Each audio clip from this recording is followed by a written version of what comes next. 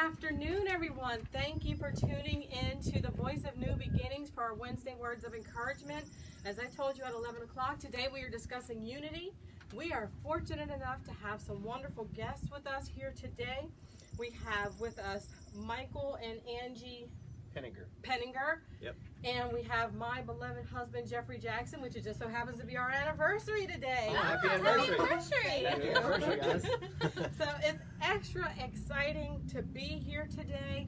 We're so excited, and we hope that you will stay with us for the long haul. Again, we're going to talk about unity today. That word unity is so important, but before we go any further, I'm just going to give my guests an opportunity to share a little bit about themselves today. So if anybody want to start off? I'll start off. Sure, I might as well. Michael Penninger, born and raised here in Concord. Son of a Christian mother and father. Has served the community. Ironically, my dad was a police officer for 10 years for the city of Concord, and left that line of work to pursue a different line of work for many years ago. But had that growing up as a base when I was young, so I grew to kind of walk the straight line, because if I didn't, everybody knew it.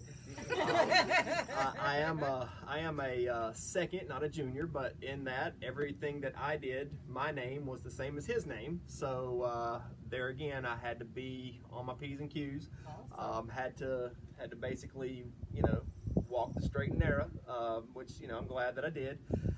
Lots of outside influences. Lots of my friends did things that were wrong, and I was always sort of the center and brought back to the middle because of that expectation. Awesome. Thank you. I was always told that it doesn't matter what the world does.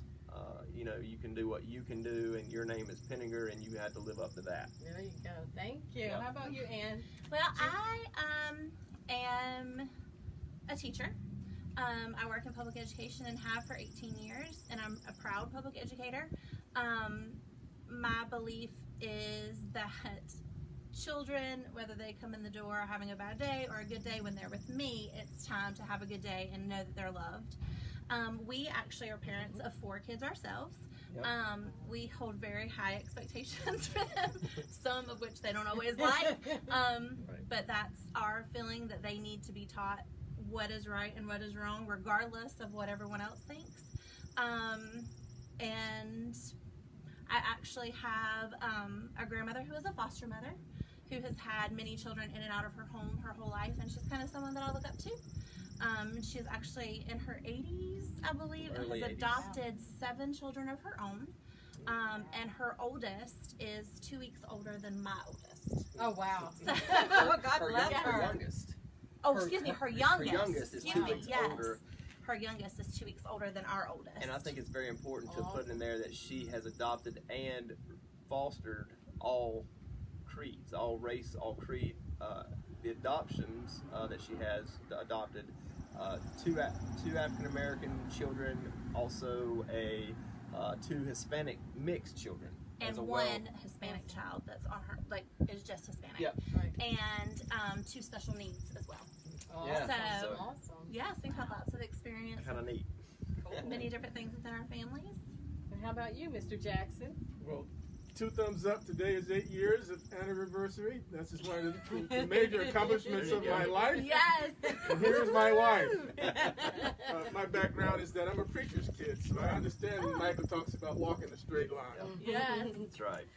Awesome. So as you've heard today, we have a lot of differences, but a lot of things that are in common. And I want to point out something here. Michael said earlier where he's from. That's where we all live now. We live in what is referred to as the Bible Belt of the United States of America. And I think that's important because during this time of racial tension that is going on, this area has often been referred to as a place where we're going to wait for the delivery truck to go by. People hide their racism behind religion. But we are here to show you and to demonstrate today that that is not the majority of the case. I just met these individuals, and Jeffrey and I met them just over the weekend, actually. Our African-American son had an asthma attack. His nebulizer stopped working. It worked fine up until then. we had nothing else to do. He was in respiratory distress, and as a parent, I'm sure you can imagine what that's like. With some hesitation because of the COVID-19, I decided to go against that and follow the voice, what I believe was a prompting of the Holy Spirit, and I did a post on Facebook saying, does anybody have a mini nebulizer that we can use? Of all the people in this neighborhood, there's 500 homes here? A bunch. Yes. There's a whole lot of homes in here. 800 Yeah, homes. a lot. One person responded. I don't complain about that because it only takes one to start a spark. And these are the individuals that were that one. So when I think about that, after the fact, there were a lot of things that happened behind the scenes, like in my heart, in my mind. You know, I'm going through all kinds of emotions. I'm thinking, wow, this doesn't seem like it's done. It's no coincidence that this is a Caucasian family reaching out, responding to an African American family to do something that most people, even on a normal day, wouldn't do. But yet, during COVID-19, my brown face is part of my profile. So I think it was clear that you noticed that there was something different about us. Would you all agree? Yeah, it didn't matter. Tell me about that. Why didn't it matter? Because truly, we're all human race. That's truly the way I look at that. Say that a little louder for Karen. We're- If I hear that. For the people in the back. Right, we're all the human race. We are white, we are black, we are Hispanic, but we're all the human race. At the end of the day, no matter what our outward appearance is, we're all the human race, and that's really what we're supposed to do: is to love our neighbor as ourselves, as it is commanded in the Bible. Thanks. I like that what you said, because both of you could have chosen to look at that and say, no, I don't think we should do that, especially with what's going on right now. I don't know how they feel. You guys didn't think. There were no questions. The only question that we were asked is, do you want me to drop it off? And that took it a step further, because I appreciated that as a mom, because I said, this guy recognized that as parents, we had a child who was having a medical situation, and you went above and beyond to make it easier for us. And that's what we need to do, and that's what we really want to see from the nation. And I'm just going to pause because I see there are some comments that are coming up, but because we're so far away, I'm not able to see your comments, so I will respond to them after the broadcast. So thank you for understanding that. But I think that's a good example of what we as a nation need to do. And I'm just going to play around a little bit here, because you're the white guy, and you knew that you were in a position to make a difference. So you chose to step up and go the extra mile to help us out. To me, that just really blows my mind that it played out, because it very well could have been the other way. And Sure. There were a lot of other families after the fact who responded, but I think that it was intended for you guys. And again, I'm stressing, no lie, we didn't know each other No, until this is the first time I laid eyes on Angie. never met. But the two of them had a discussion, and from the way it sounds, there was no question from either one of you whether or not you were going to help. It was actually one of those, we're strong believers then. For obviously being an educator, if a child needs something, I'm going to do it regardless. If it's feeding, dressing, whatever it's been, that's my first instinct. You mentioned your profile picture, and I don't know about Michael, but to be perfectly honest, I really did not notice, because that's not something I qualify a person by. So it's, and what's very interesting to me is our Facebook page doesn't always load for either one of us. No. And to be honest, Our I'll see Wi-Fi posts. stinks. That is another story. But many times I don't get the new posts. So, we were in the kitchen, he was sitting there, he was like, this couple needs our nebulizer, do we still have it? And I'm like, yes, and I'm pretty sure this is where it is. So we immediately had one of our kids were upstairs, hey, can you check and see if it's in the closet, and if it is, bring it down to us. So it wasn't an issue of a moment hesitation, like, that's a nebulizer, I hope nothing happens to it. Like, it was just, you needed it. We didn't at the time. Right. And, Right. we've had many discussions over the last few years that if we have it, our job is to give. Yeah. And that was the initial, the first thought of Let's we have pause to on give. that for a minute. I like that. You said if we have it, it's ours to give. Mhm. And I'm going to take that a step further. In this case, it was about a nebulizer. Right. But ability to affect change. Yeah. That also, would you agree that that's something that, if you have the ability to affect change, if you have the ability to improve conditions for someone else, what are your thoughts on that? Is that something that we're also required to do? Well, in this case, it certainly affected change because Little moments louder. after we got the nebulizer and we put it on Josiah, his distress just kind of went away. That's awesome. It was an immediate thumbs up within It was seconds, literally. That's And awesome. then, and that truly, I mean, that kind of gives me cold chills. And the fact of, yes, it was, you can use the asthma as a situation. But the illustration that comes from that outside of asthma, you know, like one quick move can make that sudden quick change. Whether it be, you know, we've had individuals, you know, random individuals that would say like, hey, do you have a few dollars I could borrow? There were times we didn't have it. You know, we didn't have it. We had 4 kids that we had to feed and we weren't sure how that was going to happen. But through constant prayer and perseverance and, Working you know, right, and working hard. And, you know, and true people being there when we needed them to, even if we didn't ask. Sure. You know what I mean? So just that moment change of, we have made a firm command in our house and with our kids, and you know we make lots of mistakes as parents. A lot of mistakes. I don't know what I'm doing. I make them fit, but I do. There's no handbook, as my parents used to tell me. But There's I don't no know what I'm handbook. doing. But I do know that it is it's much easier to be kind. Yes. You know, like really, people I think down at their core and in their hearts, because I believe we have a heart problem. Yep. Our country has a heart problem. Say that again. Our country definitely has a heart problem, and we have this discussion quite often. You have to get your heart right, That's right. and that's what we tell our kids. Anytime you have it, you do it. And if it's something simple, I have to praise my 16-year-old right now, because there's not a lot of teenagers that really get a lot of praise because they're in a hard time in their life.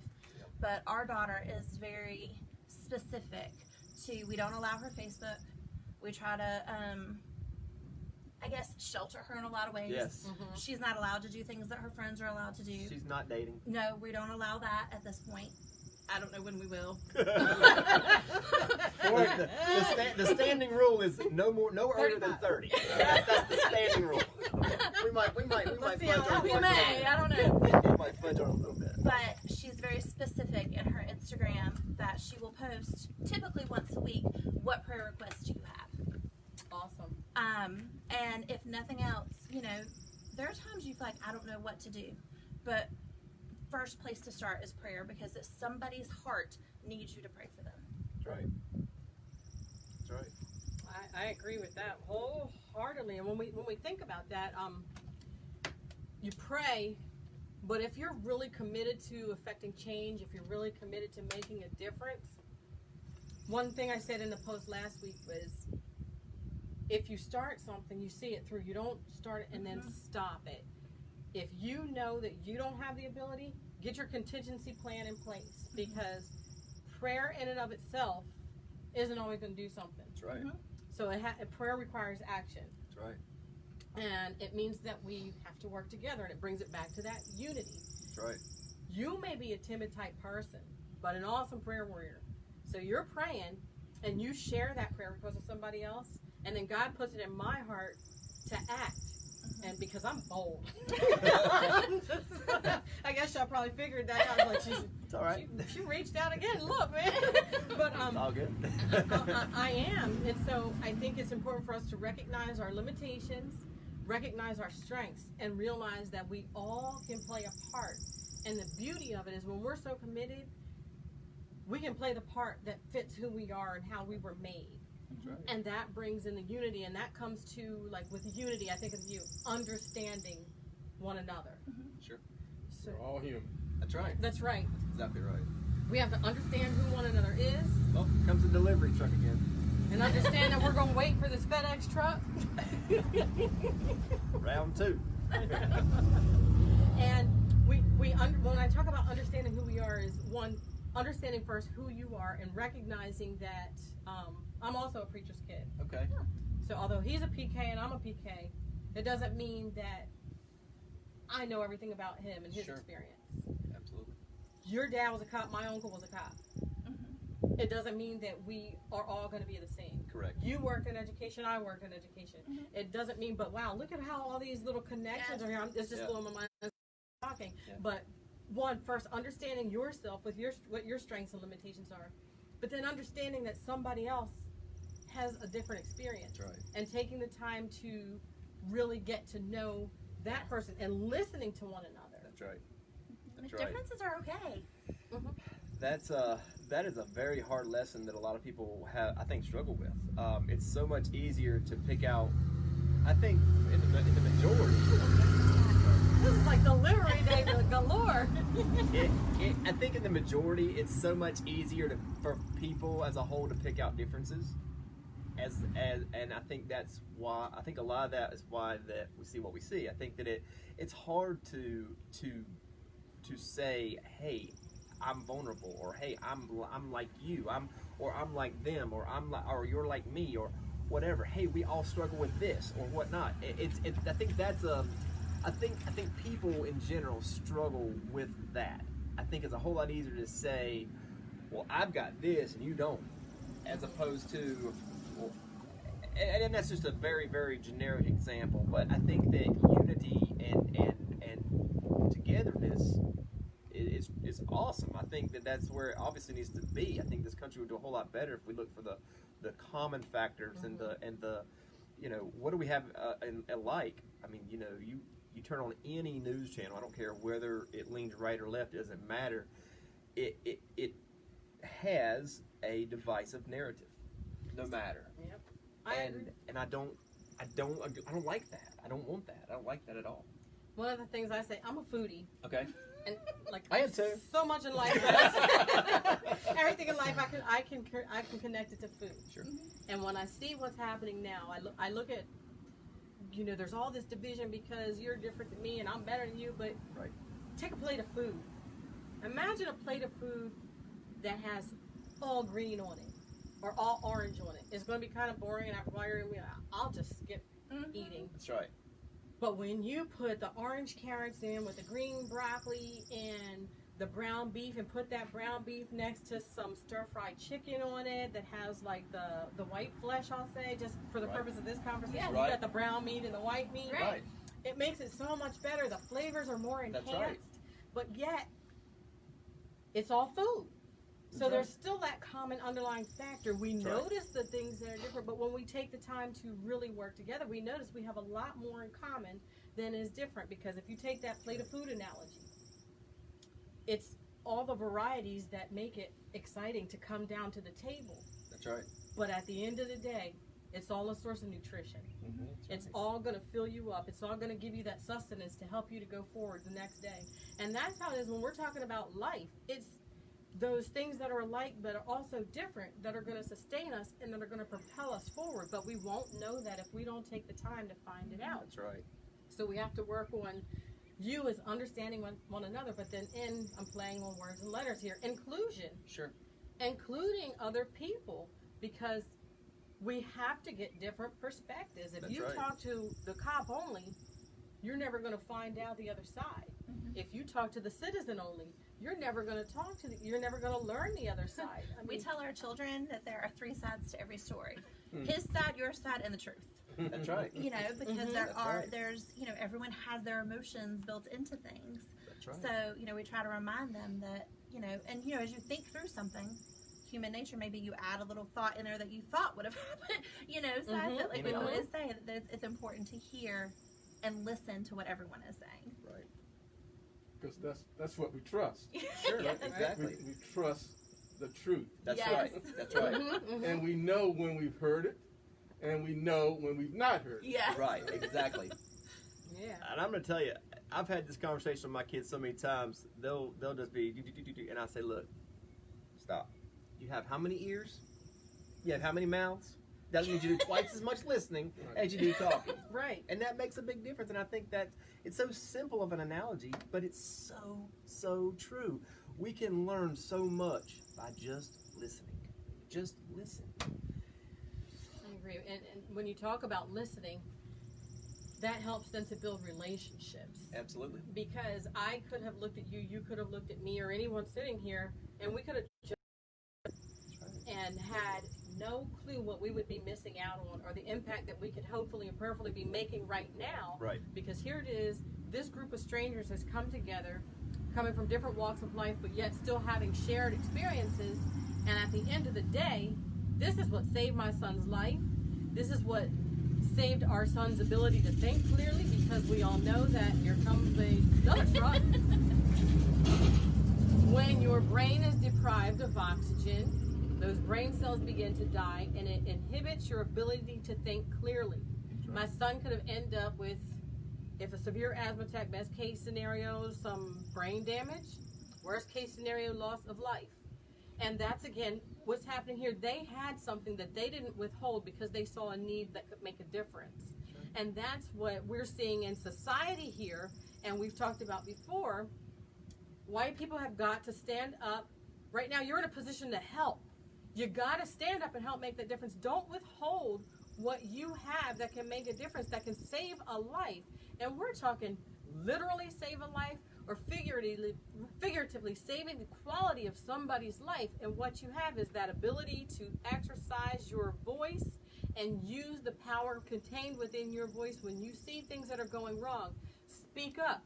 Don't cover up for it anymore. We're at a point now where we have got to start banding together and including that voice, and then trusting that we're going to come to some resolve. My husband earlier mentioned about trust. If we're talking about unity, we have to get to a place where we're able to trust one another. Right. I trusted that they were going to come through. They trusted that they were going to get their equipment back, and they did. And I trusted that voice within inside of us that said, go ahead, go against your own gut feeling, and do it. Reach out for what you need, because nobody knows what you need unless you ask. So today, we're all asking for that unity. We're asking today that we get that understanding, that we get that inclusion, that we get that trust, so that we can all have a better world. Our children, our grandchildren are relying on this. The future of our country is relying on this. Right? That's it, exactly right. And as we go on, and then we have to yearn for an increased understanding. We have to yearn to always want to learn more. We can't just stop. We're so much going on, and there's so much more work that has to get done. But when we work together, we embrace unity, and we recognize that we're all in this together, that we have an understanding of one another, that we trust one another, that we are including one another, and that we recognize that our actions have an impact on somebody else's life. Their actions impacted our lives significantly and greatly. Our action to go ahead and put that post up impacted our lives greatly. Because if either one of us would have been disobedient, we would have definitely had a different outcome. And I guarantee you, you would not be getting your Wednesday words of encouragement today. I'm just going to keep it real with you, okay? But because we worked together, we united, and we decided that we're going to make a difference. And it started out with the difference in the life of one little boy that had a rippling effect on both of our families, that is now outpouring to you. It impacted our community. We did that post, and I think we had like 160 some reactions just from our little community here. Right. And there were two posts that stood out for me. One was someone said, clearly the Lord used Michael to help you all today, but Valerie, you had to be obedient, and your obedience opened up the door, and there was an encouragement followed after. And then someone else said, that was just the nugget I needed to get started for today in this crazy world. And another neighbor, actually there's three, was saying, there's so much love, and there's more love in this community. And I believe that there is more love in this world. Angie earlier talked about us having a heart issue in this nation, which we do. And I said every week and in every post, if you look, you will notice what I'm saying. We are better than we appear. And there are a whole lot more good people than there are negative people. That's right. But the good people have been sitting quiet for whatever reason. But I am so pleased to see that, like right here, right now, Jeff's that sit back kind of person. I'm the mouthy one. But okay. Jeff found it worthy enough to come and join us today. Yeah. That's okay. But people are coming forward, and we're speaking out, because it's time that we send a clear message. We're in this together. We're in it to win it. Enough is enough, and we're not going to tolerate hatred in our world. This is our world. We're not going to tolerate it because there are generations to come after us. And if we're going to see some real change, if we're going to see souls saved for Christ, I didn't mean for that to come out, but it did, so it was meant for somebody. Take that and run with it and do your part. We are out here doing what we can. And this is just an example that this might be a small part, but I am confident that somebody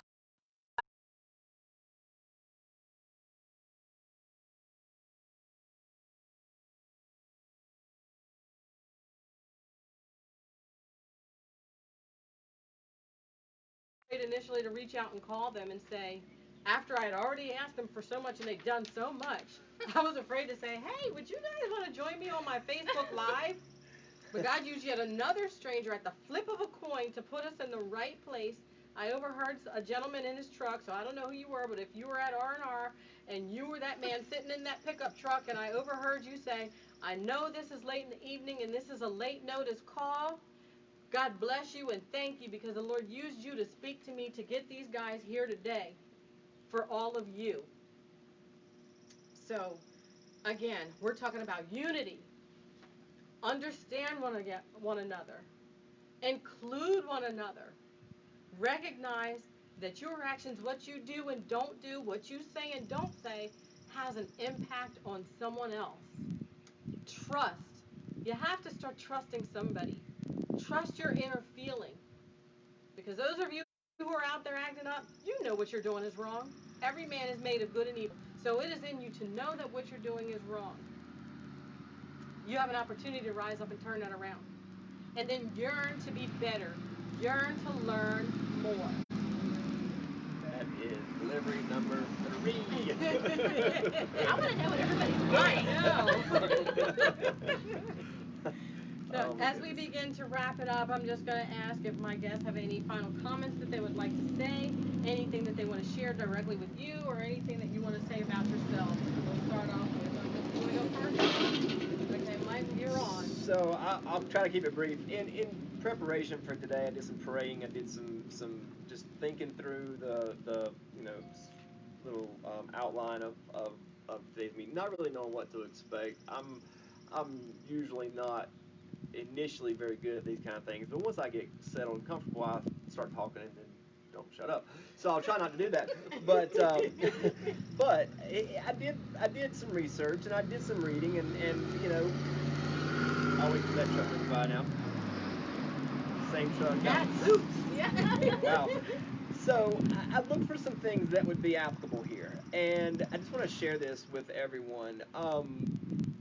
Webster's dictionary defines unity, in fact, as a noun, meaning the state of being one. Oneness and whatever we can consider as one thing suggests to the understanding the idea of unity. Biblical passages to support unity that I've looked at is that number one, Galatians 3:28 says that we are all made in the image of the Lord. Actually, this one actually says for you, there's no Jew or Greek, slave or free, male or female, for you all are one in Christ Jesus. Bam!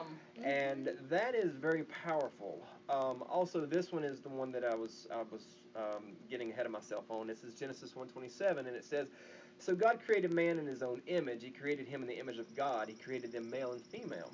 It says, in regards to racism, it says, stop judging according to outward appearance, rather judge according to righteous judgment. And I think that is so important in today's world. Let's not, as we've said, let's not make that quick rush to judgment based on an appearance, based on an assumption.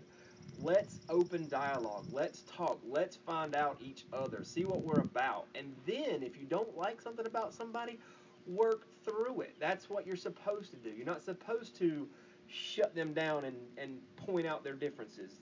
That's not biblical. I'm almost finished. I'm sorry, but love, and I mentioned this on the Facebook post in reply to the message of thanks. And truly, this is what I was thinking the whole time. It says in Matthew 19:19, honor your mother and your father, and love your neighbor as yourself. Period. There is no other way. That's what we're commanded to do. Um, Share with the saints in their needs. Pursue hospitality. That's Romans 12:13. There is another one here. It says in regards to it's John 1:4 through 7. It says, "Dear friends, let us love one another because love is from God, and everyone who loves has been born of God and knows God." Now, I think that's awesome. I think that those words and those biblical passages are just what they are. It's a scripture-based directive of how we should live our lives. And I think that I try my best to do that. I fail every single day. As humans, we all do. But I think that that is what is so awesome, is that we can say, Lord, I failed. Forgive me, please, and let me be better. Make me better. And I think that's what we should all strive for.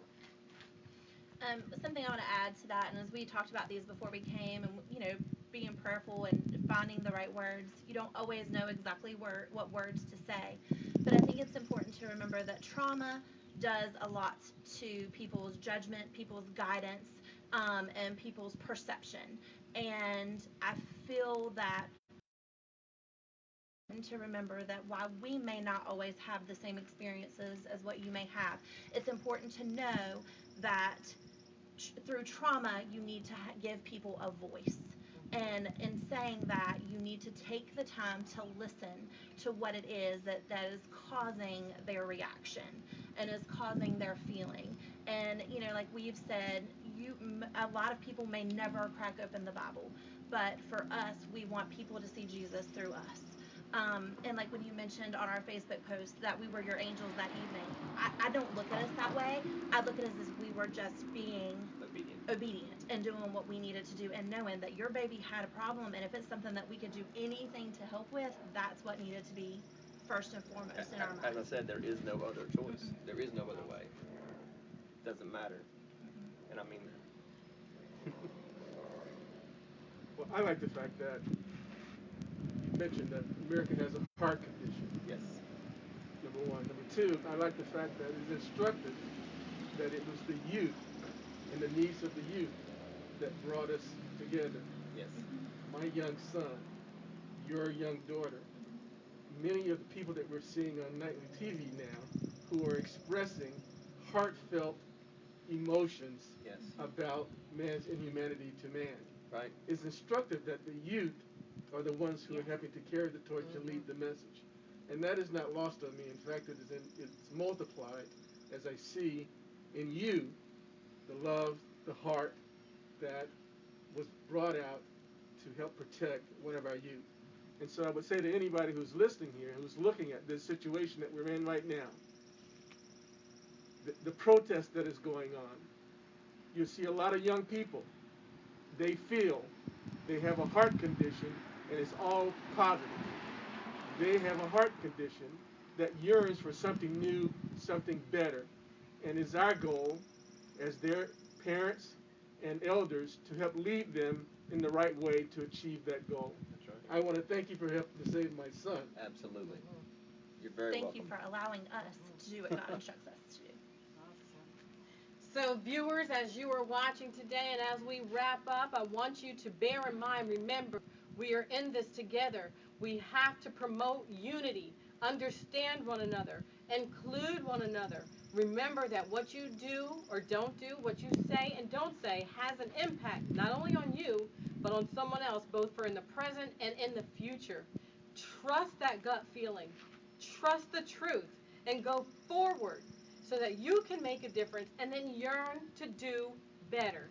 Remember, you heard it first right here at the Voice of New Beginnings. Have an awesome day, and remember what you see right here. Let this be an image that lasts with you and encourages you to be the power of one.